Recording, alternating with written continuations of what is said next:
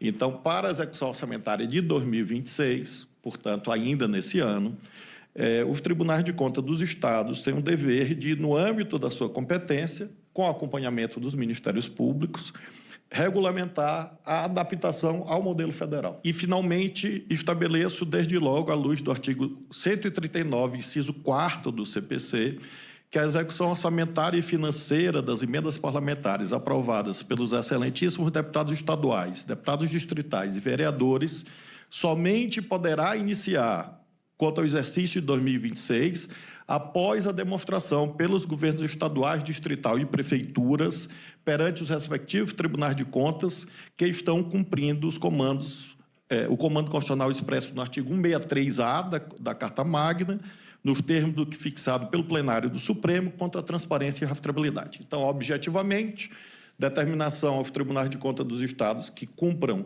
essa tarefa normativa ainda neste ano, para vigorar a partir de 1º de janeiro de 2026, a avaliação em março de 26 e a execução orçamentária financeira de emendas parlamentares votadas nas assembleias e nas câmaras municipais quanto a 2026 só será possível após a aferição pelos tribunais de contas da adequação dos respectivos poderes executivos estaduais e municipais e distrital às determinações constantes do modelo federal, interpretando a Constituição da República. Não faz sentido que o dever de identificar a origem e os beneficiários finais dos recursos públicos, transparência e rastreabilidade ponta a ponta, se limite ao plano federal, permitindo que os mesmos vícios, opacidade, fragmentação, ausência de planejamento e de controle social, persistam nos níveis estadual, distrital e municipal.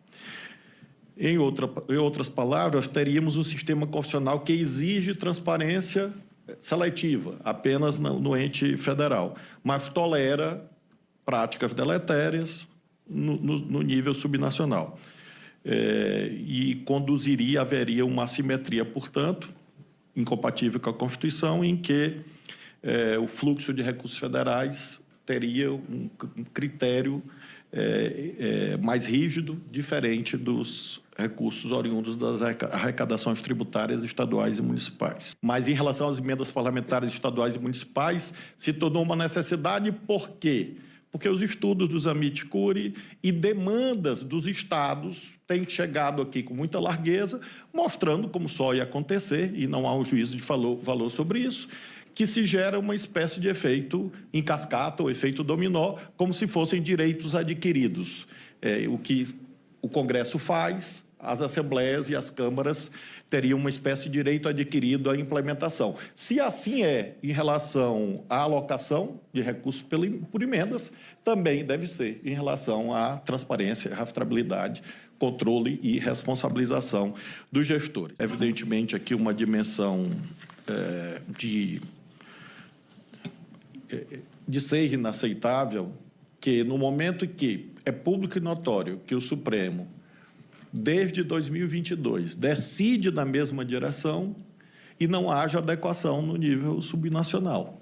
É algo realmente que nos chama atenção e, obviamente, é intolerável na nossa perspectiva. Nós aludimos a precedentes do tribunal, precedentes vinculantes. A DI 6308, relatou o ministro querido, nosso ex-presidente Luiz Roberto Barroso, decisão de junho de 22, que diz expressamente, abro aspas, as normas da Constituição Federal de 88 sobre o processo legislativo das leis orçamentárias são de reprodução obrigatória pelos estados. Aplicação do conhecidíssimo princípio da simetria na espécie. Aludo também ao próprio artigo 163-A da Constituição, fruto de uma emenda constitucional votada no Congresso, que, ao tratar de transparência e rastreabilidade na execução orçamentária, expressamente diz União, Estados, Distrito Federal e municípios. Portanto, transparência e rastreabilidade são mandamentos constitucionais por decisão do Congresso, expressos também para estados e municípios, para além do princípio da simetria. Já seriam obrigatórios pelo princípio da simetria. Nesse caso, há uma explicitação. Na DI 5646, relatou o ministro Luiz Fux, em 2019, a compreensão dessa incorporação mandatória das normas de reprodução obrigatória por terem validade nacional e, portanto, não há discricionariedade nos estados e municípios, exatamente em face do que aludi. Antes posto, com fulcro no artigo 10, parágrafo 3º da Lei 9882, que determina a eficácia erga omnes e o efeito vinculante das decisões em sede de ADPF, relativamente aos demais órgãos do poder público de todas as esferas federativas. E aqui vem as determinações. Notificar os tribunais de contas dos estados, do DF, dos municípios, os ministérios públicos de contas e as procuradorias gerais de justiça, ministérios públicos estaduais, dos estados-membros e do DF, para que, no âmbito de suas respectivas competências constitucionais e legais, adotem as providências necessárias à fiscalização e promoção da adequada conformidade dos processos orçamentários próprios e da execução das emendas parlamentares estaduais e municipais votadas, respectivamente, nas assembleias e nas câmaras, ao modelo federal ora consolidado. É indispensável que os entes subnacionais adotem a mesma densidade normativa, isto é, o mesmo padrão de concretização estabelecido no âmbito federal, que nós acumulamos juntos aqui em um ano e meio. E alguém poderia perguntar, mas por que não? Porque nós precisaríamos ter a segurança de que existem leis, normas no nível federal, existem práticas, existem instrumentos tecnológicos que podem ser irradiados e há um conjunto de decisões do plenário do Supremo.